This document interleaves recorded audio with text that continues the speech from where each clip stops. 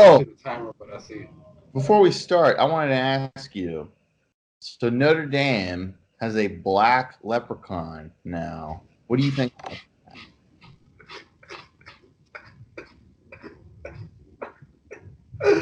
I wasn't ready for that. Um, I don't have any specific feelings towards it. Mascots are fictional, so affirmative action in order. I got two words: cultural appropriation. That's what I got for you, Sammy. Actually, I really don't care. I'm just being. Anyway, welcome to the Sports Savage. I am your host, Garrett Savage from sunny Los Angeles, California. It was a little windy today, though. You know, it was like almost above 82, so I was like, it's a little too hot. I want the cool, calm weather, and of course, I'm joined by my confidant, my friend, Smooth Talking Sammy from Orlando, Florida. Sammy, what's up? Yo, yo, yo, Savage Life, Sports World, what's happening? So me and Sammy were talking. We might do a Tuesday or a Monday audio only show, the reaction show from the weekend, and sports in that nature. Because our Friday shows are usually about the issues. Let us know if you want it. We're probably gonna do it anyway because you guys don't send us shit. No emails, no comments, no nothing. Come on, what's up with that? One like in the last video. One like. If you're watching this right now, click that like button. Click that subscribe. Email the show right here. The Sports Savage Show at gmail.com. Tweet at me at Garrett W. Savage. Instagram me at Garrett W. Savage. Okay, Sammy. So Thursday night football. It was a pretty good game until like near the end of the fourth quarter. Pats beat the Giants 35-14. Was close. It was tied up at one point. Daniel Jones looked pretty good. There was just a lot of mistakes, a lot of touchdowns off turnovers, fumbles, that kind of thing. Tom Brady, he's 31 for 41, 344 yards, touchdown. Not terrible, not Golden Boy-esque. Daniel Jones, Danny Dimes was more like Danny Pennies because he threw 3 picks. He was 15 for 31. But I mean, you know what? The Giants put up a pretty good fight, and it was a pretty good game until the fourth quarter. What you watched, Sam, what did you think? It was a Belichickian win.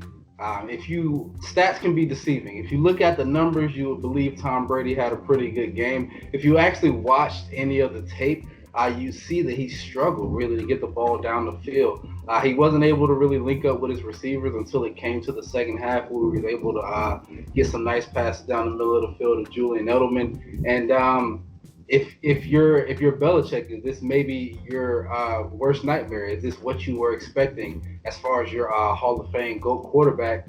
Maybe just falling back to reality, or finally Father Time has caught up with them. That defense is legit, so that's why I say more of a Belichickian win. Again, you're going against a rookie quarterback, but when your offense isn't playing well, you look for your defense to pick you up, and that's exactly what the Patriots defense did tonight. Daniel Jones is going to be learning pains. My boy DJ, Danny Dimes, like you said, he wasn't exactly dropping those passes to the receivers accurately tonight, but he was under a lot of pressure, so you got a weak offensive line. You're missing your best offensive weapon in Saquon Barkley. You like the fight that he's putting up. And if you're Gettleman, maybe he does save your job this season. But all in all, it was an entertaining game, but a lot of defense. Those stats and that scoreline is going to be deceiving. Those defenses showed up. So if you're in New York, you definitely got a future to look forward to. Yeah, and I think, if you're in New York, like, you sacked Tom Brady a few times in that game. Like, I don't think the Patriots expected to get sacked at all that night. And the Giants, they played hard. It was a good game. They did beat the spread. I think it was 16.5. So yeah, they didn't cover that. And I was about to tweet, I like the Giants and the points tonight. So I'm glad I did, and I'm glad I saved my own ass. But I mean, Patriots are what, 6-0 now? Giants are 2-4. I mean, dude, what's it like to be a Patriots fan? I used to work with a guy who's a Patriots fan. He was a prick, but I mean, you got to be a prick if you're a Patriots fan. All right, this is the next Patriots games, okay? At the Jets. Are they going to win or lose? They're going to win. First the Browns. They're going to win. At Ravens. We know what you're going to say. You see that here. First loss of the season. Mark it down here. First loss of the season comes at Baltimore, I believe. But realistically, though, I don't know. Ravens might play them tough. At Eagles, Cowboys, we don't know what they are. They're lukewarm right now. At Texans versus the Chiefs will be a good game. At the Bengals are trash. Bills, good defense. Finns, for whatever reason, play them tough. I don't know why, but it's going to be in Foxborough, so it probably won't be that bad. But, dude, Patriots, I mean, they're probably going to lose 2-3 games, if that. God. Listen, the Jets have sucked for the past decade. The fucking Dolphins have sucked for the past decade. So that's 4 games every year that they're going to be favored in. You got to play well to end up where they are towards the end of the season. But I'm going to say this. If this offense continues to sputter, you're going to see what Bill Belichick is made of as far as being able to max that. So if you're a Patriots fan, yeah, you're riding high because you understand you guys picked it up towards the end of the season when it really matters. But the way Tom Brady played tonight, I don't want to be one of those people who get stabbed in the back by saying he's falling off the cliff too early. But I don't think it's too early when you're pushing 40 and you're waiting until the second half of each game to kind of play well. So if you're a Patriots fan, you're riding high now, but the future is looking a little dim at the quarterback position if you're planning on riding on the 40-year-old until he actually can't throw anymore. Dude, they've won like 9 Super Bowls in the past 10 years. Like, who cares? Like, it doesn't matter what they do 15 years out from now. Like, they have that. Like, how many people? Vikings have 0 Super Bowls. Ravens, what? They have 1 in the past? 2? Oh. Is that 2 since 1999. 2 since 1999. You're right. Don't let me not flex. 4. You're inflating. Yeah, you're right. I'm thinking the Lamar. I'm thinking the 2 Lamar's going to get us. I'm sorry. I'm ahead of myself. Well, anyway, must be good. Must be nice to be a Pats fan. We're gonna stick except for all the cheating. Yeah, the Midwest. We're gonna stay up there. So Penn State. This one of the team captains received this letter. I'm going to read the letter. Dear Jonathan, my wife and I are proud older graduates of Penn State, a.k.a. White. We follow all Penn State sports, football, wrestling, volleyball, gymnastics, basketball, a.k.a. we're white. Because, come on, let's be honest. We love it all. I played all the sports in my younger days, still played full court basketball. And who calls it full court basketball?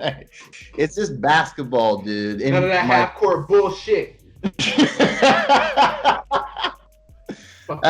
Competition, but never had the size or the talent to reach your level, though the desire was there.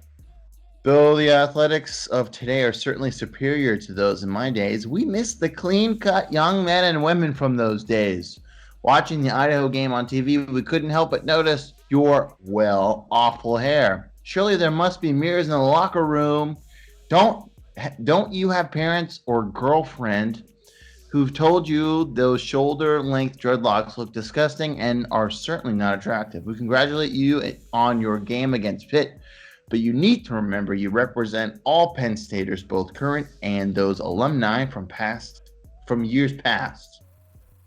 We would love the reappearance of dress codes for athletes. You will certainly be playing on Sunday in the future, but we have stopped watching the NFL due to the disgusting tattoos, awful hair, and immature antics in the end zone. Players should act as though they have been there before for the glory, whoever signed it.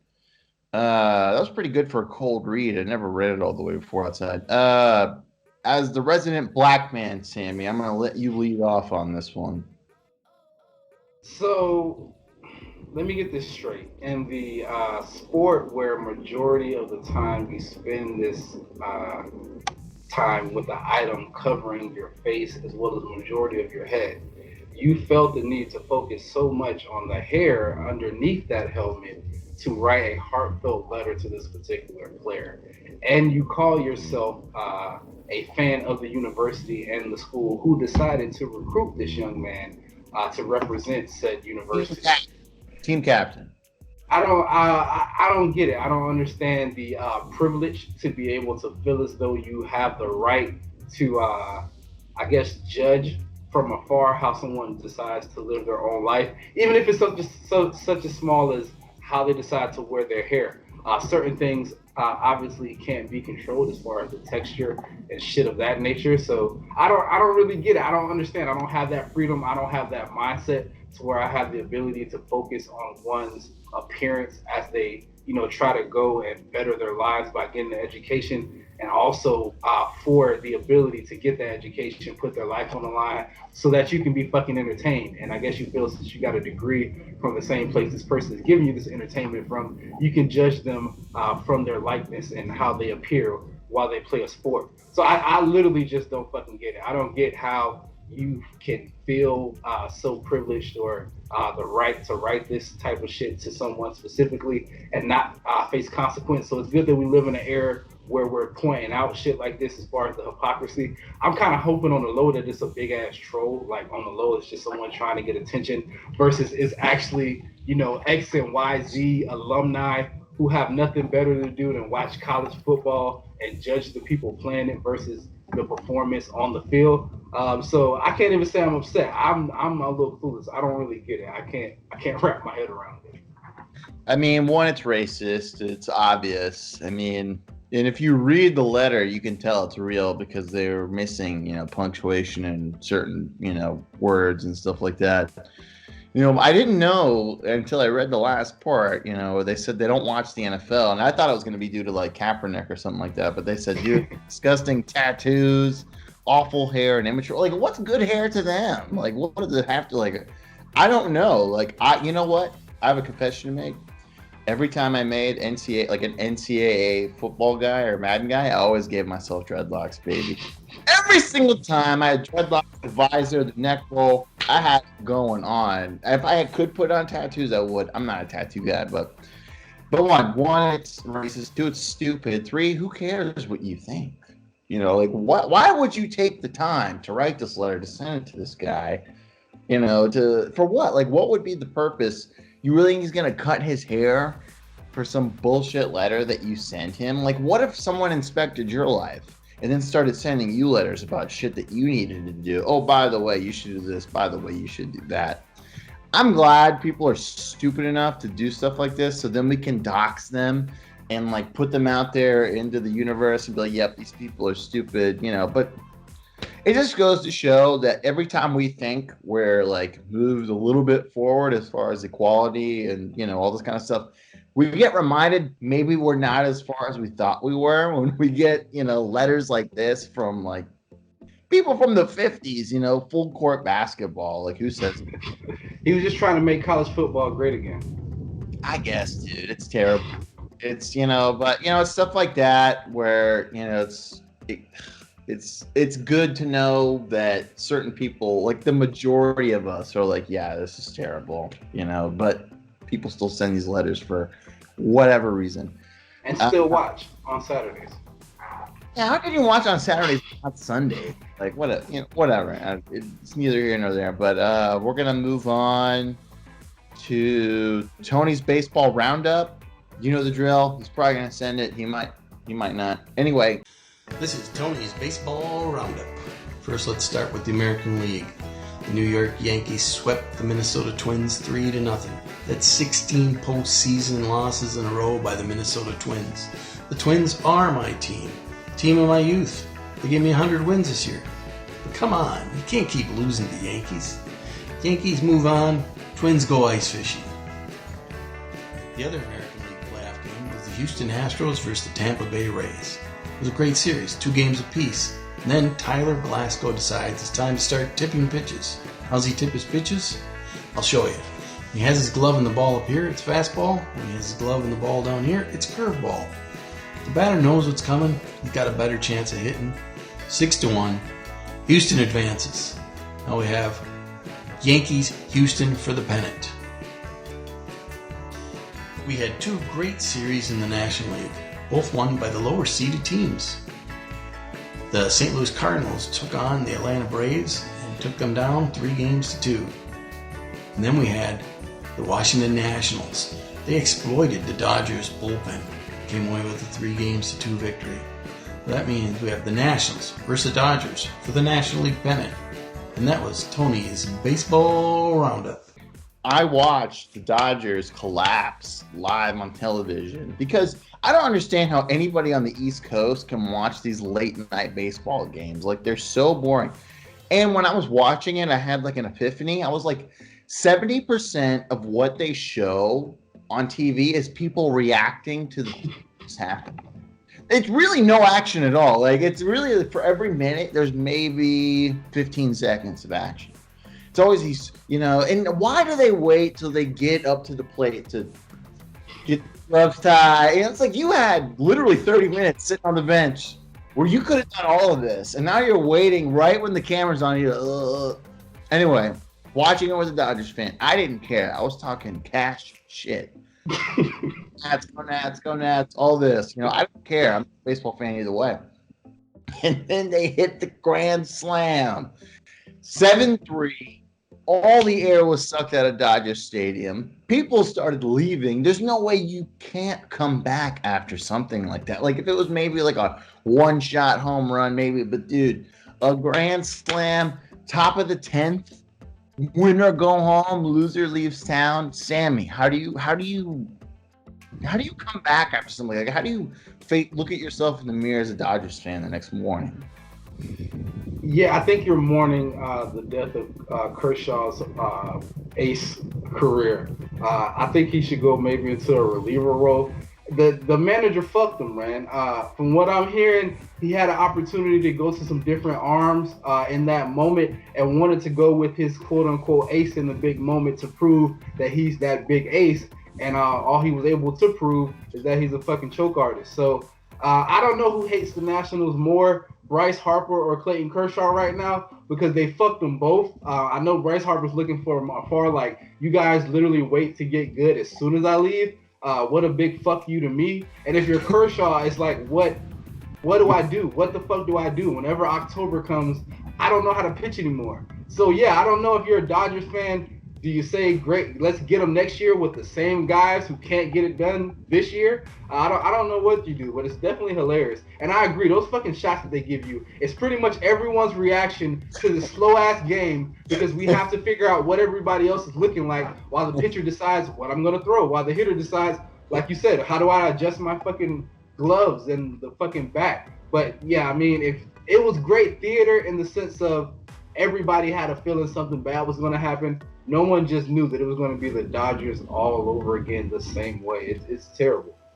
Few things. One, I was watching my boy Colin because he's on the West Coast now, and Joy Taylor's like super hot, so like that's why I like that. It's a good combo. Absolutely.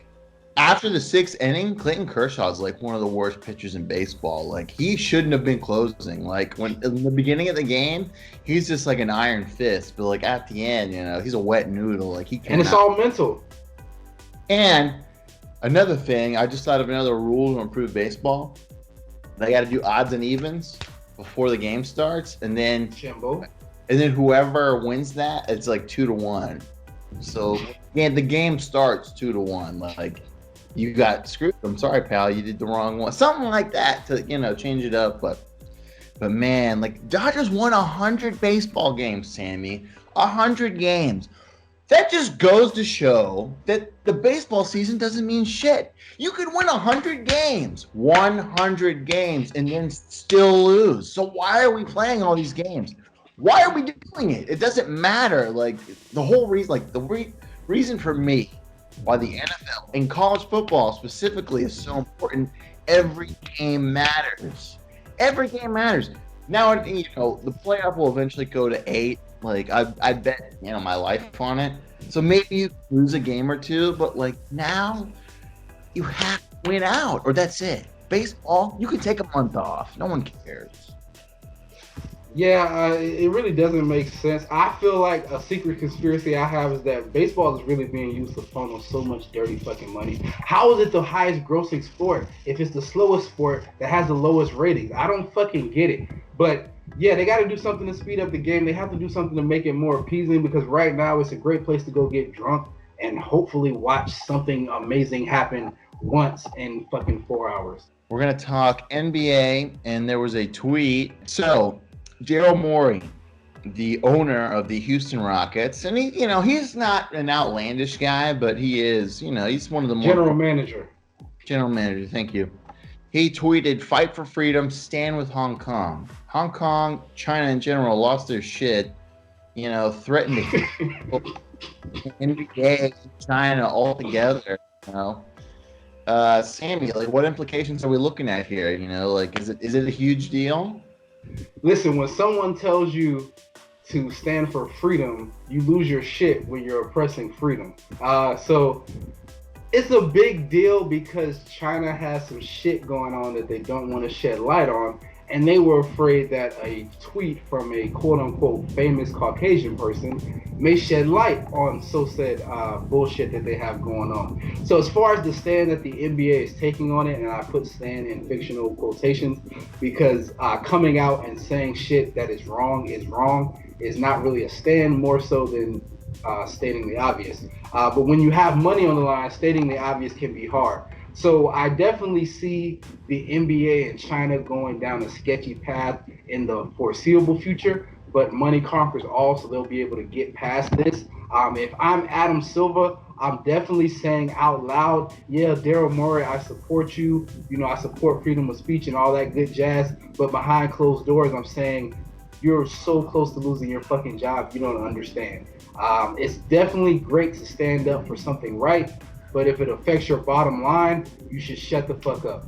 I don't think that's American. I just think that's human. So I don't agree with it, but that's literally where we are right now.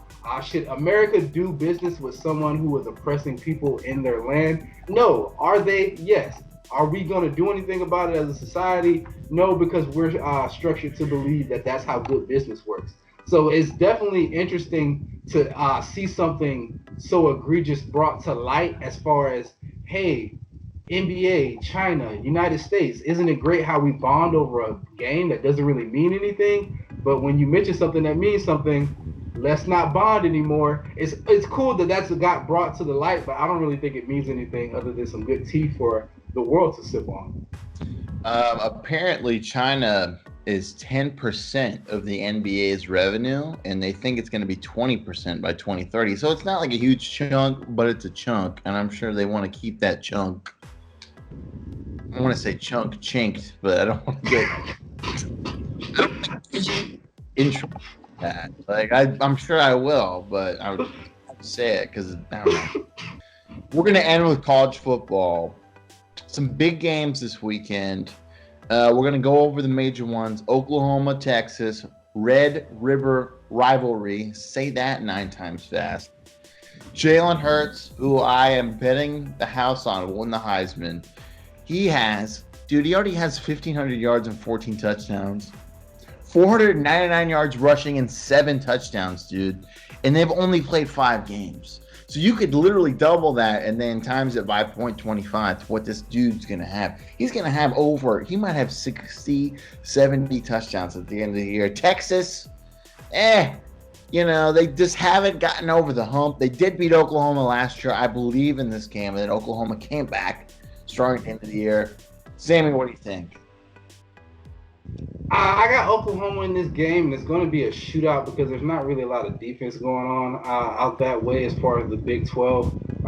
If you're Oklahoma, how good are you if your ceiling is ending up at the 4th seed at the college playoff and your ass whooped by somebody because you can't stop anybody on defense?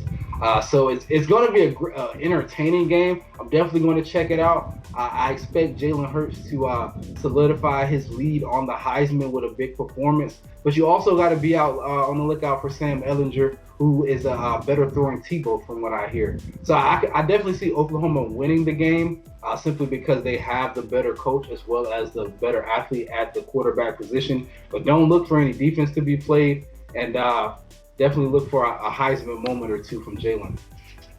If I'm Oklahoma's coach, I stay there for the rest of my life because you're going to get a good enough team every year, and you're going to have you seen all these transfer quarterbacks that are putting a red shirt on themselves because their season's lost? Houston quarterback King, who was supposed to be a Heisman contender, he put a red shirt on himself so he wouldn't play any more games so he could transfer at the end of the season. Dude, if you're a prominent program, you don't even need to recruit quarterbacks anymore because they're going to go to some other school, redshirt themselves after 4 games, then come like Florida State could pick up King, any other Oklahoma could pick up King, and this dude is a stud. Like it's a scam. I love it though. Personally.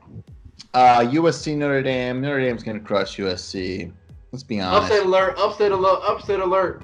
Fuck out of here. You know I'm not that big on Notre Dame. I see USC pulling something crazy off. If Notre Dame whoops USC ass, I'll have some crow to eat on our next show. But again, man, Notre Dame's your squad. Brian Kelly is a decent coach, but they always have a nice little rivalry there with USC Notre Dame, obviously. So upset alert. Let's see what happens. I want you to put your money where your mouth is. So if Notre Dame wins, you got to buy a Notre Dame hat and you got to wear it next show. Well, how about that, Mr. Big Time? And if USC loses, then I'll buy you like an Orlando hat, like the same value. How about that? Bro, you had me at fucking Orlando, bro. Hell yeah, I'll do that shit. All right, so I have no faith in Notre Dame, so let's do it. Buy a Notre Dame hat, and then you got to wear it on the next show. But if USC wins, I will buy you a Orlando Magic hat, and I will send it to you. That is I care about Trojans. Listen, I care about Trojans. Just normally not the ones in USC. But tomorrow or fucking Saturday, pardon me, I'm going with the fucking Trojans. USC, let's go. All right. Well, the hat bet is on. Can't wait.